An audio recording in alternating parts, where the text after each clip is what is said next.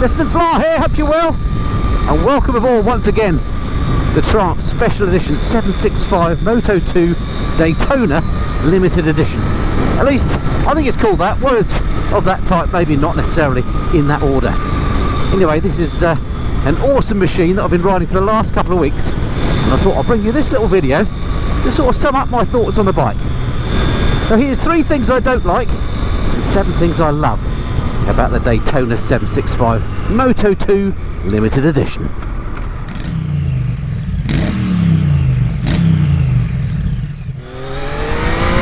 So first off, I must apologise for this appalling dull weather you can see. Not much I can do about it, I'm afraid. I hope you can see okay. There's a little bit of drizzle in the air. I'll give you a little bit of a clean. Hope you can see alright. I'm actually recording this on Bank Holiday Monday, the 30th of August. This is actually a British summer, and it has been absolutely appalling this year, I have to say. So depressing. I know us Brits always go on about the weather, but this is why, because we have long, dark, cold winters. We desperately look forward to summer to do all the things we like doing, in my case, riding motorcycles. And then when we get to summer, you end up with weather like this. And there's really not much you can do. Well, there's nothing you can do about it, and there's not a lot you can do with it. So here I am, I find myself on this awesome motorcycle in damp conditions, so yeah, I'm not going to be absolutely thrashing it. Anyway, I digress, back to the bike. So let's get the things I'm not so keen on out of the way first, shall we? So one of the things I'm not so keen on the Daytona 765 Special Edition is the fact that it's still using the same old Daytona design. I mean, it's not an ugly bike by any means, and you know, it's the old Daytona wasn't a bad looker, was it? But I just think they missed a bit of a chance here, because if you look at this, it looks exactly the same as the old original Daytona did, and I think Triumph just missed a chance here to bring it bang up to date. So something I'm definitely not too keen on the 765 Daytona, something that surprised me a little bit for such a special bike, and that is just the general level and some of the fit and finish on here. Things like additional leads coiled down here where they're a bit too long for this particular bike. There's loads of it, and it's just tied together with a bit of cable tie. It's the same on the other side, look, where they've actually got a loop of cable just there, because it's I guess there's just it's just longer than they have on the street triple, and therefore they've just wound it around there.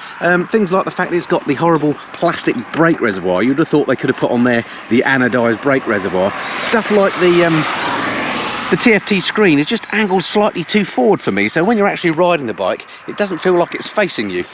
It just feels a little bit sometimes like a parts bin special. Probably being unkind there, but just the attention to detail isn't quite there all the time on this bike. Something I'm not too keen about this version of the Daytona is its cost. £15,765 this will cost you here in the UK. It is a limited edition. They made 765 of these for the rest of the world, 765 for the US and Canada. But nonetheless, £15,765 seems like quite an expensive price for a mid-sized sports bike when you consider what else you can get for that money. But there you go, I guess you pay your money and you take your choice, don't you? Alright, well that's quite enough of all this negativity, Andy. As you know, if you've watched any of my videos in the past, I generally, slow down a bit, I generally love all motorcycles, and this is no exception. It's a lovely bike, so let's forget those whinges. Let's move on to the things I love about this motorcycle.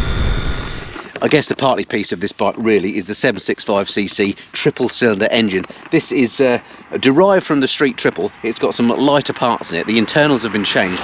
It's got a little bit more power output, and this is the engine that the Moto 2 bike engine is based upon. So yeah, something very special about this bike, and definitely very much in my loves list, is this triple engine. Triumph really know how to do triples. Something that is a standout feature of this bike, and I guess what it's all about, is despite these really bumpy, hideous roads around here, the handling on this bike is absolutely amazing. It's a little bit damp under tyre, as you can see, but it just feels confidence inspiring as it sticks to the roads around here. It's one of those bikes you can just flick around, think where you want it to go, and off she goes. Handling on the Daytona has always been, and it's no different on this, absolutely brilliant. Love that about the bike.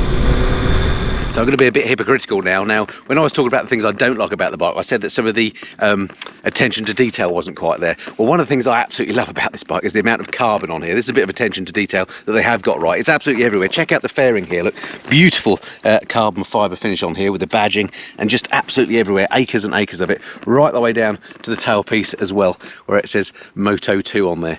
Absolutely beautiful. That is something I love about this bike. They've not spared the carbon, and that is brilliant. Something I love on these Triumph triples is the sound they make. Just check this out as I just thrash her up this road for a moment.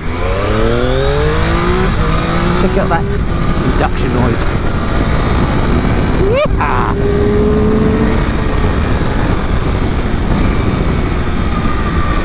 What an absolutely awesome note this bike makes.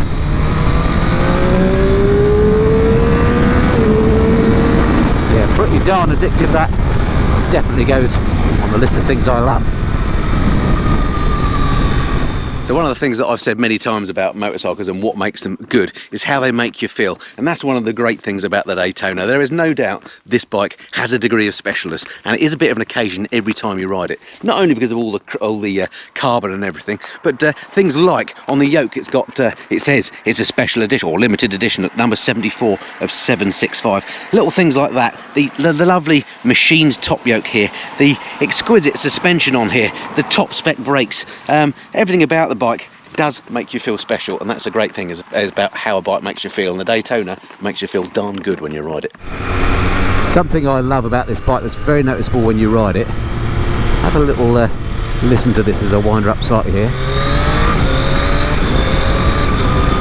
and then as I slow her down again, I don't know if you heard that much through the microphone, but basically it's the quick shifter on this. It's absolutely awesome. I've got a Triumph quick shifter on my Street Triple R, which is up only, and it works beautifully well, but they really have come on some since that one was done, because this is both up and down on the Daytona, and it's completely smooth, and it is just brilliant. So that's something I very much love about the Daytona, the awesome quick shifter. So another thing on my loves list for the Daytona is the weight of the bike. 165 kilograms dry this comes in as, and you know, as you get older, lightness of bikes becomes more and more important. Not only does it mean that, you know, the handling and so on is good, but also it just makes it easier to live with when you're trying to hunk the thing around your garage. So yeah, 165 kilograms, nice and light. I love that about the Daytona. So there we go, that's 3 things I don't like and 7 things I love about the Triumph Daytona's 765 Moto 2 limited edition. I must say huge thank you to Triumph UK for making this bike available to me once again. They actually lent this bike to me after I raved about it, having ridden it up the hill at Goodwood at the Festival of Speed. If you haven't seen that video, go back and watch that. I'll stick a link in the corner. I think it's one of the best videos I've made. Thoroughly enjoyed it. I went there with the astronaut Tim Peake, and we both rode this bike up the hill. I liked it so much I suggested to Triumph they might like to lend it to me, and they did indeed. So thank you very much to those guys for coming through with the goods. Hope you've enjoyed the video. Don't forget to hit the like button and subscribe if you've not done so already, and that way I can see you on the next video. If you're interested, if you're a regular viewer, about how I think this bike compares with my Panigale, which, let's face it, being an 899 is a similar sort of machine, stick around till after the credits and I'll have a quick ponder about that. Alright, okay, that's it though for the meantime, or for now, and I look forward to speaking to you again soon. Until then, this has been the Mr. and Fly. Cheerio.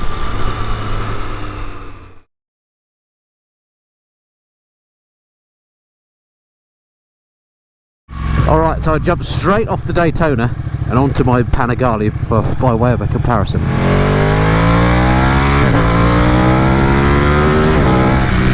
Well, I can tell you, the Panigale is definitely faster. The suspension is way harsher. The Triumph is much plusher ride. This one just feels like it wants to spit you off all the time. But that adds to the drama. What about the noise? I said how much I love that noise, that triple engine, which I do. But it has to be said, this big twin, when you wind her up, she sounds absolutely awesome. I think I prefer the sound of the big twin. Not there on the comfort stakes for sure. The suspension and the seat isn't as good as the Triumph. Quick clip right here. Quick shifter is excellent, albeit up only. Brakes nowhere near as good. So what is my quick summary then, based on A quick blat on both. Which would I rather have? Well, I think the Triumph is probably the better bike in terms of its technology, its comfort, its sophistication, its smoothness. But given they both cost similar money, sorry Triumph, I'm going to take the Ducati every time. This Ducati just feels super special. It's not a special edition, it's a bog standard 899 this, but my goodness me, what a machine. I absolutely love it. Oh, and how could I forget looks as well. There is no doubt the Panigale looks nicer than the Daytona, at least to my eyes. I know that's a super subjective thing, but I think the Panigale is one of the most beautiful bikes ever made. The Daytona can't compete in the looks department. It's not a white van, it's a caravan. Gotta love them, haven't you?